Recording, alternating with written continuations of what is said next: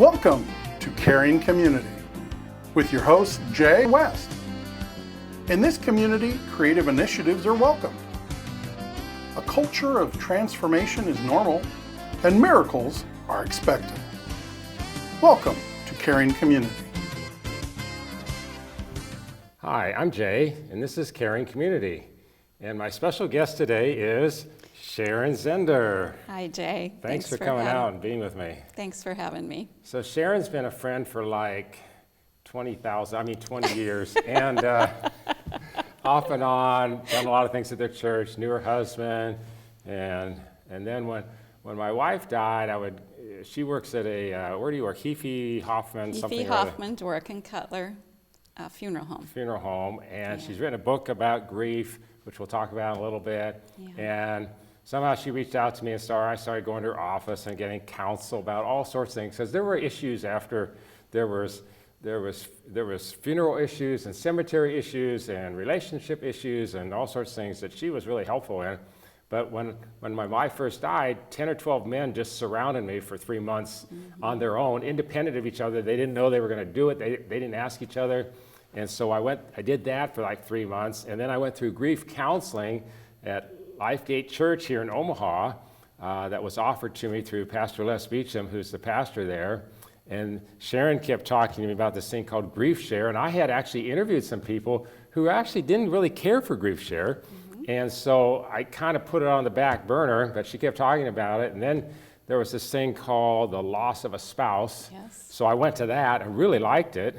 So then I started Grief Share, but she leads with Bill Bowes, who I had on a few shows ago, and a couple other people. And then I had your husband on a week ago or two ago, because now I'm working with her husband at King of Kings, which is another story, but anyway. We've got a lot of overlapping There's stories, a lot of overlapping, don't we? but actually the timing I don't think the King of Kings thing would have happened, and I wouldn't have been ready for it had he done the Grief Share last spring. Yeah. And I don't think any of that would have happened. So anyway, I think God knew about the timing and everything. So enough about me.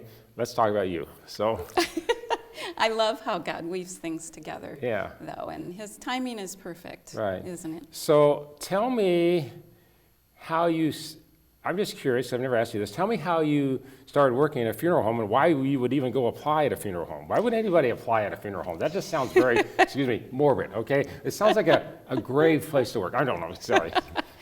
Well, the funny thing, my background was in child and family services, especially family services. That's what my bachelor's was in, which is kind of like social work. It's helping people. And I had stayed home, just some very small part-time jobs, as my kids were growing. And I got to the point where my daughter was in middle school, and I wanted to look for something. And Mark actually saw an ad in the paper, for helping at a funeral home. And we knew the gal that was in the current position. So I applied for it and got it. Wow. Yeah. And you've been there how long? This is my 22nd year. And I'll tell you this, Jay. I remember when I started, I was like, Lord, I haven't lost somebody significant in my life. I don't know if I feel qualified.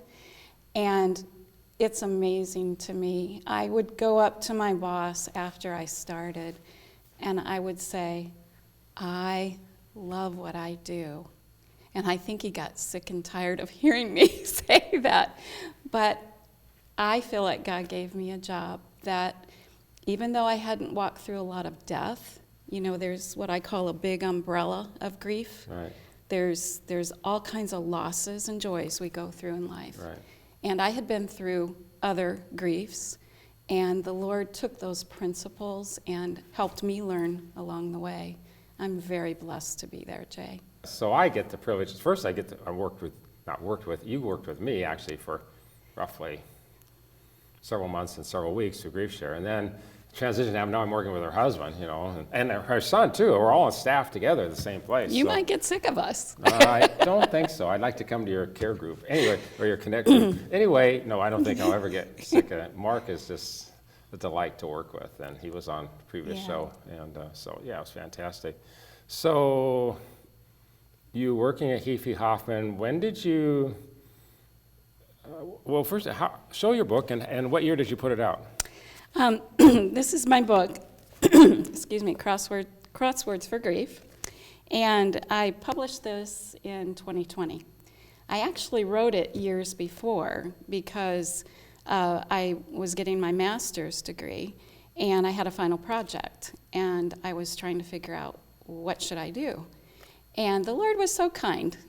As I was waking up, He gave me the title, He gave me the concept. Okay. And so that's when I wrote it, was for my master's project. But at the time He gave it to me, I was pretty sure I was supposed to publish it, but it took me a few years. You know, that was a brand new thing. You're a publisher, you know those ropes. I didn't, and it took me a while to kind of figure that out. See this book here. Oh, you've got, okay. I'm looking, she's got a barcode, so you can sell in the stores. Do you have an ISBN number? You have all that too? Yeah, oh yeah. You have an international ISBN number? I think so. Okay. Yep. So you got to be able to sell it. So here's her book. I'm going to hold it up, and hopefully, do you have a website or email? I do. So we're gonna add the website to this, and people can contact you about buying your book. Okay. Describe a little bit more. I know what's in it because I've gone through it, but you describe a little bit more about what's in it and what the title, how it reflects crosswords and so on, how it works. Well, when the Lord laid it on my heart to write this and to also publish it, I knew when I had walked through hard times, the biggest help was what the Lord said. You know, what He told me, especially He speaks to us through His Word. And I wanted to put something out that would help people in their time of grief hear from the Lord. And so that's how I wrote it, is that they would hear from the Lord. The other part, though, that is very practical is just the years of experience from learning from people like yourself and others that I've walked alongside. And so that it's both biblical, but Right. it's practical. Right. And what it makes it kind of unique, it's not a book that you necessarily read from front to back. There's 30 words. It's a research project, so there's 30 words that anonymously I ask grieving people, what do you need help with? And so you can turn to, like if you wake up in the morning and you're feeling sad, that's one of the words, you can turn to it. Right. You're going to find a biblical portion, you're going to find practical applications. So it's a word that hopefully, it's a book that will hopefully minister to you as you're just walking through your daily life. So I'm going to tie two things together. You said before you woke up and God gave you the theme for the book. And then you just said, well, now if you wake up and you're sad, you can turn that. Because yesterday I woke up and the Lord spoke to me and He said, take bagels to your dentist's office. And my dentist, I've known for years, he's a godly man, but he's got a new office, and he's going through transition, and I wasn't thinking about any of that, and it was cold yesterday morning. It was 0 when I got up. I was like, I don't want to go out, but I did. I went out and bought bagels. I took a bagel pack from Panera over to his office. They were so grateful. He gave me a big hug. He said, you don't know how much this means today. You know, so sometimes God will speak to you early in the morning. Mm-hmm. I think there's a Psalm 5 says that. Talk while I look this up. Go ahead. So share something that's relevant to your book, and I'll read this passage. Well, I mean, the Lord is just so good to sometimes lay something on our heart. And, you know, as we learn to hear His voice and discern that, then you have those, I talk about it in the Word, that rhema word that He gives you. It's a now word. Right. And when you get that, you get to see Him then display His glory in other ways in people's lives, in your life. A now word is when you've read the Bible 100 times, but on the 101st time you read the same passage and you see something you never saw before. It was there all along, but it applies to your... Here's what Psalm 5 says. Give ear to my words, O Lord, consider my meditation. Give heed to the voice of my cry, my King and my God, for to you I will pray. My voice shall you hear in the morning. O Lord, in the morning I will direct it to you, and I will look up. Yeah. Okay? And I don't know, the other day, I'm just going to share this too. I got a direct revelation from God. I said, it was the afternoon, I was praying. I said, good afternoon, Lord. And He said, good morning. I said, I looked at my clock and I said, it's afternoon. And He said, not in heaven. I said, it's not afternoon in heaven? So it's morning in heaven. I said, help me understand. He said, well, my word says joy comes in the morning. And it's always joyful in heaven, therefore it's always morning. That's what I heard, okay? So it's really exciting, you know. So, I mean, Sharon, it's the same way. We believe God still talks today, okay? Mm-hmm. And He still communicates. John 10:27 says, my sheep know my voice, they hear me, and they follow me. Yes. And so we believe you can hear from God. And we believe that God wants to talk to you, and He loves you, and He cares for you. And he's more invested in your life than you are. And he's more invested in your salvation, he's more invested in our healing, he's more invested in everything than we are. And he's also more invested in helping people who've gone through grief. And it's interesting, I was thinking about this the other day. They talk about the United States presidents. There's only been, 45 presidents, 46 presidents. They say they're in a very unique club, okay? And a group of people there's only 46 people in this club, or 45, or whatever it is, And, well, there's a unique group of people that when you grieve, when you lose a loved one that's close to you. I'm 65, I was 64 when my wife passed. Suddenly I was in a new group, and when I went to Grief Share, and I listened to other people's stories, and some of those people had lost 2 loved ones. They lost a spouse and a child within maybe 18 months. Yes. And since my wife died, I had another friend die yesterday. I've had 4 friends already die this year. I had 25 friends die last year. So in the last 13 months, I've had 29 people die in my life. Yeah. And so you discover you're in a new group of people in books like yours. I'm just going to grab the book, and I'm just going to randomly, let's look at, so you said sad, there's lonely, there's hope. There's a chapter on all sorts of ones. There's tears, or I could write that one, abandon, all sorts of things. That this would be an excellent book. I'm going to hold it up again, and we'll put our website up. This would be an excellent book either for you or you must know somebody that's going through a hard time. With COVID and so many other things, so many people have gone on and are no longer living. And we live in different times. We live in challenging times. And this is a book that Sharon's written. And I think it's apropos. This is my 50th show. And I know when I launched this TV show with my wife, I remember when we did our first show in here, because I asked her, I said, do you want to do a show with me? And she said, I can't do that. I'm an introvert, and I just said, go and pray about it. And 10 minutes later, she came back. She said she was supposed to do it. Well, I'm thankful because I've got 30 shows on my YouTube channel now with her talking and sharing. Sitting right here where you were sitting. Well, actually, she was sitting here, and we'd have a third person. But, I'm just glad we have that. Those are things that you'll always have, those memories with her. Right. And having done that. Right. I'm glad she was obedient to the Lord when it wasn't her comfort zone. Yeah, I'm sure you stretched her in many ways. Well, and what you just did is what we did many times on the show. We would launch a show. I would say, hi, I'm Jay. And she'd say, hi, I'm Diane. And we'd say together, this is Caring Community. Well, then I would start to interview the guest. Yeah. And I would ask 1 or 2 questions, and at some point, I would just gently reach over and touch her wrist with my hand, which meant, you have the next question, be thinking about it right now. You had those signals. We had those signals, but she got it. She was ready. We finally got to a point, I would just touch her hand. It means, you have the next question, but you don't have to think about it, because now she was already thinking about it. She was good at that. So, yeah, good memories. So, and actually, today's her birthday as we film this on February 4th. So, yeah, so. She was a beautiful woman. Thank you. And I know that you and her and your son Jason have touched many people's lives. Anyway, I don't even know if I'm allowed to say this, but I'm going to say it. They can edit it out. So I have a YouTube channel with all these shows on it. And show number 43 has an interview with her and lots of tape stuff.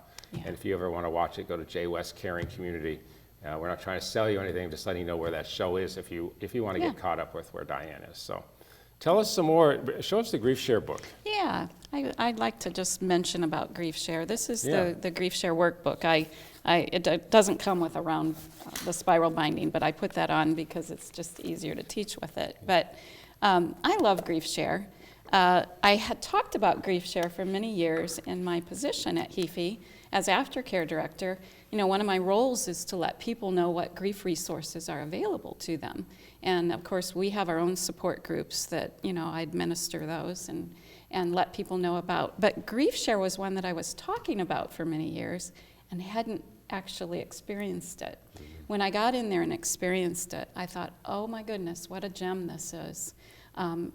It's a 13-week video series. It's been around since 1998. It was started by Church Initiative, and there are 46 different grief experts.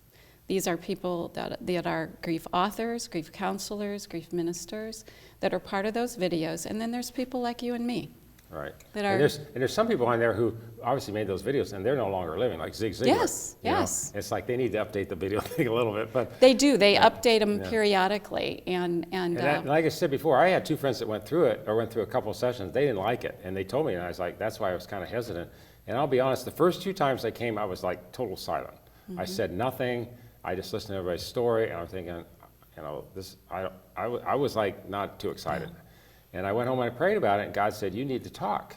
You have things to share too. You can't just listen. Yes. So once I changed my perspective and started talking, it wasn't like I talked every time or for long periods of time, but gradually people began coming to me and asking for advice, you know, and sharing and talking. And so it opened up community, it opened up communication, it opened up opportunities to witness, it opened up opportunities, as you know, to share my books, share this TV show, and so on. And now a number of those people are my friends after the fact. You know, I'm actually hosting an event next week, a Valentine's thing at my house, just for some of these people, because Diane and I, for years, we've hosted things for single ladies around Valentine's Day who had no date, who had nowhere to go. Yeah. And so we'd bring them all to our house, and we'd have a dinner or a fellowship and give out gifts. And then last year we went, Jason and I did it, we went to the Teen Challenge, Ladies Teen Challenge out in Beatrice. And we did the same thing. There were like 15 young ladies out there going through Teen Challenge, and we took them gifts, and we got financing through Thrivent and different things. And Jason led worship, I had a teaching, and we brought them cheesecake. And so we've always done this. So I thought, well, we've got all these people who, most of them have lost a spouse. yes. So I think we got 10, maybe to 12, 13, 14 of them coming to our house next weekend for Valentine's Day to just bless them. And that wouldn't have happened either had I not gone to class. So, yeah. One of the principles with grief is nobody understands what you're walking through as Right. well as someone else who is, you know, and Absolutely, it's not, and I mean, everybody's journey is different and unique, but sometimes there's enough things in common there that it gives you a safe place to be yourself. Right. And that's the idea behind Grief Share. I will say though, Jay, sometimes people start Grief Share too early. Yeah. And they come back 6 months later and it's a better time. So everybody's different with that. It's not everybody's thing, but it does help people get connected in a community. Well, and it that can also be helps you helpful. understand things you're going through. When my Yeah. first 2 or 3 months, I was like frozen at home. I couldn't do anything. I Yeah. couldn't clean. I didn't want to do anything in my office. I didn't want to study. I didn't want to, it's just like, and then I found out when you watch the video, so many people experience that. Yep. You know, and you go, and then there's this other dynamic that happens. The first month, there's a lot of people around you. And after about a month, they all disappear and they all go back to what is normal life for them with their family and their spouses and everything else. But you're still stuck without the person that you've lost. Yeah. And it's like, what do I do now? You know, fortunately, I'm like, you know me, I'm out there on social media, Facebook, LinkedIn, whatever, Instagram, and I was just constantly putting stuff out there. So people stayed connected and are still connected. Yeah. 14 months later, they're still connected with me, you know, and kind and compassionate walking through this. And they've seen the progress, but they also know that I'm still in it. Well, and one of the things you have that's unique is you are socially media connected Right. in ways that most people aren't. Right. And so, you know, one of the things I hear you saying that Grief Share provided for you was that education. Right. You know, when you watch those videos and you're like, oh, this is what is normal for Right. people to feel. Right. You don't, otherwise you have expectations of grief, people do, that they don't know because they haven't been through it before. So education is so important, and so the Grief Share videos help provide that, and as well it's a Christian-based video series, so, you know, people oftentimes take it twice because Right. the homework really takes you into the power of the Word, which can be a new thing for some people. Right. So each week, as I recall, there's a little review at the beginning. Yeah. From the previous week, obviously the first week there's no review. There's a little review, and then you watch this video thing. It's 20 to 30 minutes long, and then we break into and then there's some sharing about the video, and then we break into small groups. Right. And the small groups, the people talk, and there are no expectations. You don't have to talk if you don't want to. So you may walk in one day and be real chatterbox, and the next week just like, man, I'm despondent. I don't want to share anything. Nobody's going to put a demand on you, make you share it, or you know, pull on you and say, well, why aren't you sharing? Why aren't you talking? They just let you have your own peace and your own quiet. Is there a website for Grief Share? Yes, it's just griefshare.org, and you put your zip code in, and it will show you the closest grief share classes that are near where you live. You don't have to be a member of any of the churches to use their grief share. And the only cost is what you pay for your workbook. And the cool thing about this is when the pandemic hit, grief share took everything online. Right. So Jay, if you had a sister in California that you wanted to connect with, you could do a grief share class together. Mm-hmm. You could be in an online group, Right. which that's comforting for some people if they live out and they aren't able to I mean, connect. you could live way out in the country. I mean, we pastored in rural Kansas, and Yeah. the likelihood of there being a grief share in a little town of 1,500 is pretty remote, you know? Yeah. So, and obviously we did that before we had the internet and everything else, but still, this is the day we live in, and you can live in a very remote area. You can be in Alaska, you can be in a small town in Montana or whatever, and you can still be part of a Zoom or You can. an internet class and go through it. It would be helpful for you. Really, really, really would. I highly recommend it. But part of the reason I highly recommend it is just a really gifted leader, her and Bill and the others, but you and Bill especially I've connected with. And Yeah, you knew Bill, so Yeah. I know that. Yeah. And it's really powerful. We've had several men that we've trained, and I know it's really powerful for a man to have another man. Yeah. You know, I think that really Right. helps. And Bill said that, and when I had him on as a guest, he said his class was really small. You know, my class was really big. you It know. varies. Yeah, it varies. So, does vary. Yeah, so There's quite a few classes in Omaha. We usually have about 10 to 15. give a couple chapter headings from the grief share? Yeah. And ones that stand out to you that you enjoy Get to sharing, them. teaching on. Well, the first one is this normal. That one really helps you be educated on what's normal, and sometimes that's surprising. Guilt and anger, grief in relationships, getting stuck. Sometimes people feel like they're getting stuck. And I always talk about this with people. You know, this is where, when you're going through, for many people, losing their spouse or a loved one can be the hardest thing they've ever done.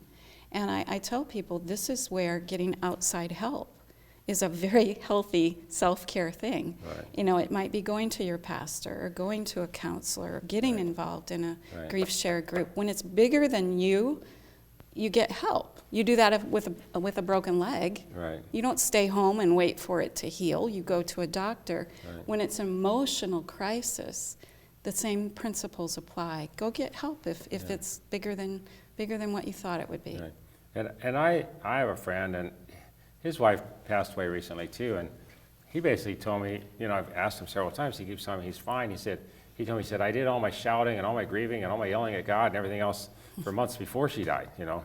Yeah. And that was just an interesting perspective. But with Diane, we never expected her to die. Yeah. You know, so I didn't have the same scenario. I didn't have the same process.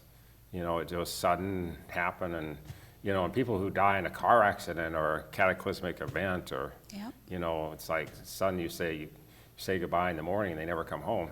You know, it's Yes. even worse. You know, so one's not better or worse than the other, but they're all hard. They're just different. They're different and, And there's difficult. Yeah. different, difficult pieces to each of those. Right. And that's where, you know, everybody has room to, you know, yours is going to be different than the guy sitting next to you. So we have a couple minutes left. What advice would you give to the listening audience? I would just tell them, you know, one of the first principles with grief is it's okay to feel. You know, sometimes, especially as Christians, we can feel like I shouldn't be feeling this way. My faith should be stronger. I just got to, you know, get through this. And the first principle with grief is it's okay to feel. You know, we don't judge feelings.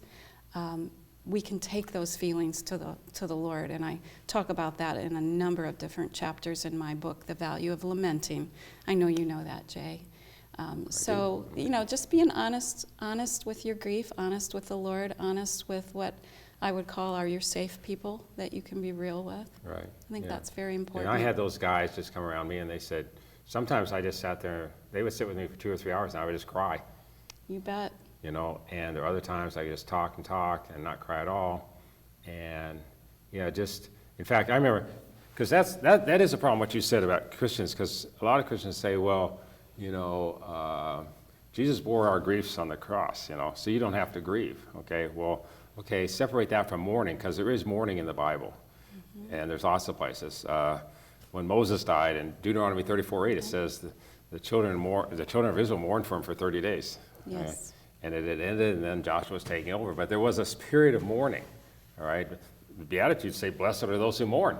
So if it's not okay to grieve and mourn, then why are these verses in the Bible, okay? So somehow you got to blend all that together theologically. But what we're saying is it's okay to mourn, it's okay to cry, it's okay to be sad, it's okay to don't feel like you don't have enough faith if your emotions are showing or you're crying at home or whatever. I remember posting on Facebook before I took grief share, and the note said, I thought I was stronger than this. Yes. And I got so many replies on that particular note, But, I don't know I think we'll probably do a second show. Are you up for a second show? Sure. There's a lot to talk about. So appreciate y'all tuning in to Caring Community today. Show number 50. I wanted to have Sharon because she knew my wife, and Diane and I started this show, and I wanted it to be a special show, so I invited her. And but we're going to come back. We're going to do a second show, talk a little bit more about this same subject, and talk about your book, and get a little more deeper into the subject. So thanks a lot for tuning in to Caring Community Day. God bless you, and we'll see you next time. Bye-bye.